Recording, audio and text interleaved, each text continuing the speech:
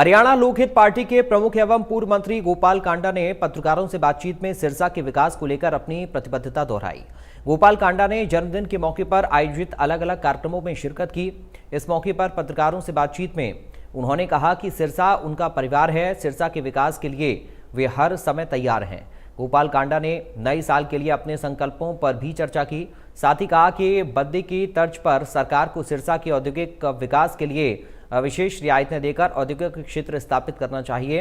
उन्होंने कहा कि वे स्वयं सिरसा में एक बड़ी उद्योग स्थापित करना चाहते हैं जिसमें हजारों युवकों को नौकरी मिल सके। पूर्व मंत्री ने कहा कि बेरोजगारी से ही नशा बढ़ता है, रोजगार मिलेगा तो नशे पर भी प्रहार होगा। तो ये तस्वीरें आप देख रहे हैं सिरसा से गोपाल कांडा का बयान सामने आया और उन्होंने अपनी प्रतिबद्धता को सिरसा के लिए दोहराया है। अपने जन्मदिन के मौके पर उन्होंने ये बातें कही हैं।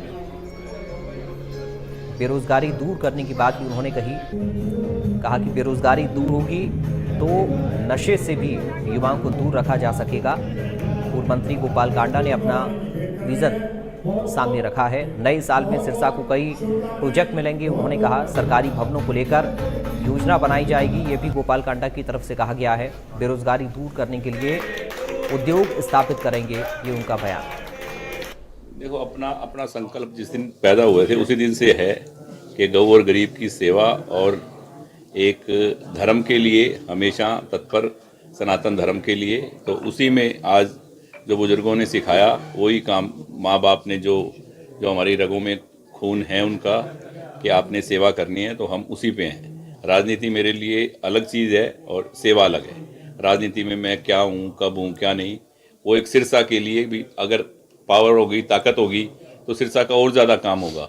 नहीं तो भी जितना कर सकते हैं सिरसा के लिए, जितना करवा सकते हैं उतना करवाने के लिए तैयार हैं। 2025 देखो, 2-3 प्रोजेक्ट हैं बड़े, क्योंकि समस्याएं शहर काफ़ी बढ़ गए हैं पहले से। मतलब 2-4-5 सालों में 10 गुना सिरसा फैल गया चारों तरफ। तो सभी जगह बिजली की, पानी की, तो कई चीज़ें मुख्यमंत्री जी से बात की है कि काफ़ी बड़े सीवरेज की समस्या है। और ये सब जो प्रोग्राम काफ़ी चल रहे हैं, जो प्रोग्राम अब हमारा जो पानी की समस्या है बारिश में, ये सब इस साल प्रोजेक्ट पूरे हो जाएंगे। आपका हॉस्पिटल बन रहा है बहुत तेज़ी से, जो ज़रूरत थी शहर को, तो वो मेडिकल कॉलेज तैयार हो जाएगा बन के। तो बहुत से ऐसे काम जो पेंडिंग है वो भी पूरे हो जाएंगे। और नए कामों की भी बात की हुई है। सिरसा के विकास के लिए जिस चीज़ की भी ज़रूरत होगी यहाँ, तो वो हम मुख्यमंत्री से लेके आएंगे। ये बात आपने बहुत सही कही है कि यहाँ ऐसी कोई इंडस्ट्री या ऐसा कोई साधन नहीं है एनसीआर से पहले कि जहाँ युवाओं को रोज़गार मिल सके।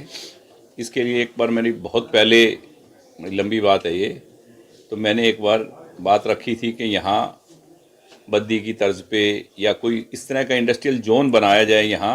अब दोबारा मुख्यमंत्री जी से बात करूँगा कि हरियाणा का जो सिरसा है, एलनाबाद है, ये रानिया है, ये अंतिम छोर है अपने हरियाणा का।